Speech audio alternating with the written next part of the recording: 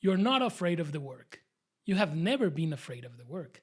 What you're afraid of is looking inexperienced after spending 35 years becoming experienced. Stick with me. By the end of this video, you'll know the difference between the fear that's just part of starting something new and the fear that's actually trying to tell you something. My wife saw this before I did. Years ago, she told me, you're always showing people the better path, what to do with their business or with their marketing. So why don't you make that your actual work, your business? And I did exactly what you would expect from a respected marketing guy just past 50. I didn't listen. Not because she was wrong though. I mean, deep down, I think I knew she was right.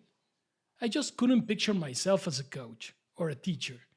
And that's why I never started, really. I didn't even know where to start. At the end of the day, when I finally sat down to build a rewired life, I was uncomfortable, really uncomfortable. And that discomfort wasn't just one thing. There was a specific part of it, which is the part I want to talk about now. For 35 years, I was the guy with the answer. That was my job. Someone had a problem with their brand, their marketing, or their business, I told them what they should do. Now, I'm building their rewired life, and that means learning things I'd never learned before. Things like creating a website, recording a video, understanding editing software I wouldn't have touched before because it looked really complex. Anyway, here I am, 60 years old, sitting in front of a camera, still figuring this out as I go. Not giving advice, learning it while people watch. And what I've noticed is that learning was never really the hard part. I've been learning my whole career. What is hard is being watched while I don't know something yet, while I don't have the reps. After 35 years, you get used to being the expert in the room. Then suddenly, I'm the beginner again, and everyone can see it. That's why it stings more at 60 than it did at 25. At 25, nobody expects you to know anything. At 60, after 35 years, you're supposed to already know. So if you're feeling that right now, it isn't automatically a sign something's wrong with your idea. It may simply mean you're doing something you haven't done before. So, 12 videos in, 112 subscribers, and around 1800 views later, here I am. It still feels quite strange, but the goal is to keep improving, day by day. And here's the part that really gets you. What happens in the silence afterward, right in your head. And on top of it all, once you're actually doing this out in public, something else creeps in. Uncertainty. You put a video out and barely anyone watches it. Or the one comment you get, if any, isn't the one you wanted. And in that moment, it doesn't feel like normal beginner stuff. It feels like proof. Proof that the idea itself was wrong. But uncertainty and a bad idea are not the same thing. They just feel identical from the inside. Let me explain the difference, because it's actually very important. Uncertainty is about execution. Am I doing this the right way and on the right platform? A bad idea is about demand. Does anyone actually want this in the first place? And there's a way to tell them apart, if you actually pay attention. Forget the view count for a second.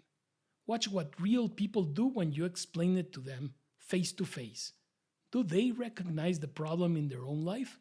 Do they ask what it would actually involve? Do they come back to it later on their own without you bringing it up again? That's not proof, but it's real evidence. Different from a comment section or a view count that hasn't moved yet. But if you keep explaining it and nobody recognizes the problem, nobody asks what happened next, and nobody comes back to it. Pay attention. The fear you're feeling might not be the message. The lack of response might be. I've watched this play out for many years, across almost every business I've built or helped someone else build. Early numbers usually lag behind the idea, because it takes time to get the message right, reach enough people, and earn their trust. I'm 3 months into this one.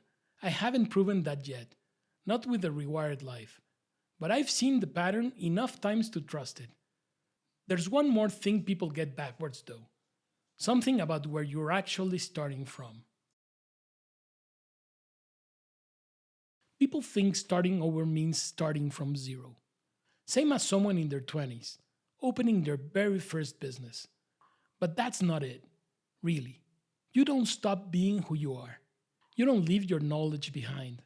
What's missing is the map, the tools, the platforms, the way things get done today. That part changed while you were busy building something else. Starting from zero means you don't know what you're doing. Starting without a map means you know exactly what you're doing, you just don't know the road yet. So here's the real question, not whether you're going to feel awkward starting this. You are. Everybody does. The question is what you do with that feeling while it's happening. Here's the mistake anyone should make: treating that discomfort like it's telling you something about your ability. That's not about ability.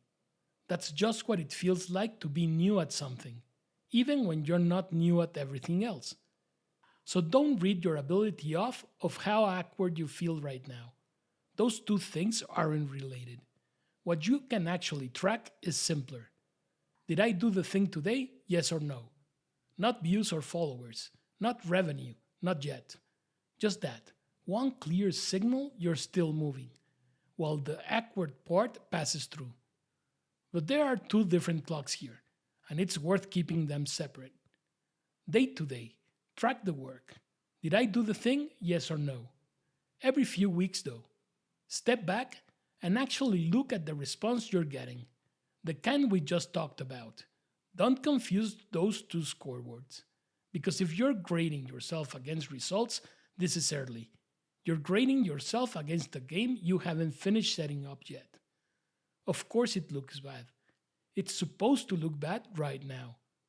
Let me explain the math here, because I think about it more than I probably should. I'm 60. If I'm lucky, I've got another 20 to 25 years of real active life ahead of me. That's the whole clock. It's not infinite. So every month I spend circling the decision instead of doing the thing, that's a month I don't get back from that number. That's why I would rather feel awkward and moving than comfortable and standing still. So let's go back to where we started. You're not afraid of the work. You have never been afraid of the work. What you're afraid of is looking inexperienced, or the gut wrenching feeling that you don't know what you're doing after spending 35 years becoming experienced.